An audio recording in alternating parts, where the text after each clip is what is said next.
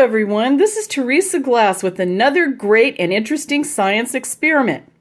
Today we are going to do Sounds and Strings, a physics experiment that shows you how musical instruments are tuned. This experiment comes from the book Integrated Coordinated Science for the 21st Century, put out by the company It's About Time in association with the American Association of Physics Teachers and the American Institute of Geology. These are the materials that you're going to need for this experiment. You're going to need a string, a long string, possibly a fishing wire might be really good for this because it will tune and make a sound like the strings of a musical instrument. You will need a pulley that you can attach to a table, and this is a very nice pulley that we have here. And you will also need a series of weights. Usually these weights come as part of most science kits when you're doing weights and measures. And these weights are usually the unit of the measurement used for these is the centimeter. So again, this is a series of weights by centimeter. So what we're going to do is I'm going to pause the video while we set up this experiment. We're going to take this pulley, we're going to put it on the end of the table, then we will put the string over the pulley and we will put one of these weights on the end of it. So right now I'm going to pause the video and set up our science experiment. All right, everyone, we've set up our science experiment. We have the pulley on one end. We have the string tied to this lamp over here on the other end. So what we're going to do is, the next thing you do in this experiment is to play the string. So here I am playing the string with my finger. And as you can see, the pitch is low. And you record this on a table. Right now you record the length of the string as being the whole length, and you record the pitch as being low. So again, as I play this, you realize the pitch is low here. So what we're going to do next is we're going to take a metal weight. You can take a metal weight like this, or you can take a key or some other piece of metal, and we're going to shorten the string by 1/2. So what I'm going to do is I'm going to place this weight halfway with the string.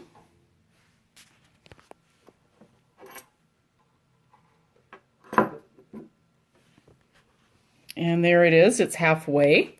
And I'm going to play the string again. So let me place it again.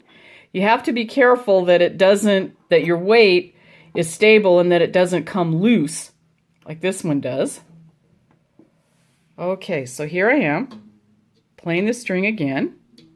It's halfway length, and as you hear and as you see, the pitch is a little higher. It's probably about medium.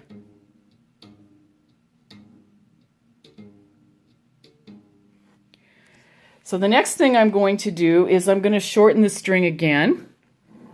So I'll move the weight. So the string is about 1/4 length here. And as you hear, the pitch is a little higher here as well. Another thing that I do with this experiment is that I use a sound app. The sound app is called Audio Frequency, and you can download it from Google Play to your phone. And it's basically an oscilloscope, and it records the number of hertz of any sound that's made.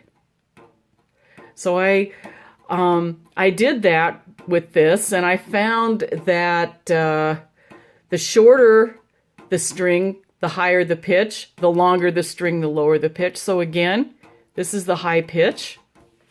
And I move this halfway. Pitch is a little higher. I take it off. And the pitch is lower.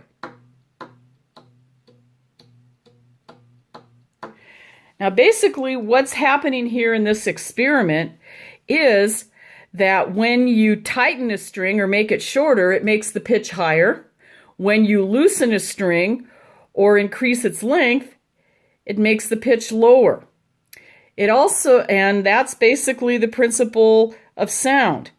If you tighten a string and make it shorter, it will have a higher pitch and a higher frequency. If you lengthen the string and loosen it and make it longer, it has a lower pitch and a lower frequency. So this is a principle that many musicians use when tuning their string instruments. Piano tuners use it, violinists use it, and guitarists also use it. So again, this is something that can be applied to everyday life. Now, another thing that you can do with this experiment is that you can attach different weights. You will find that the weights that we're using here basically are weights that are measured by centimeters. And I have a 1,500-pound weight attached to this string. And if I put maybe a 500-pound weight with the 1,500-pound weight and I tune the string, it makes a higher pitch. If I have a low weight, it makes a lower pitch. So again, I performed an experiment doing this, and I found that the more weight that you put on the string, the higher the pitch. The less weight you put on the string, the lower the pitch. So basically, that's how this works. If you have lots of weight attached to a string, you have a higher pitch. If you have only a little weight attached to a string, you have a lower pitch. If you tighten the string and make it shorter, you have a higher pitch. If you loosen the string and make it longer, you have a lower pitch. So this is probably one of the principles of sound waves in physics, and it is demonstrated by this experiment. This is a great experiment that you can use to start a unit on sound waves. You can also use it to demonstrate how sound works. And finally, you can use it if you want to introduce a unit on how musical instruments work, especially stringed instruments. So again, this is Teresa Glass with another great science experiment. And I hope that all of you musicians out there enjoy playing your musical instruments and have a nice day.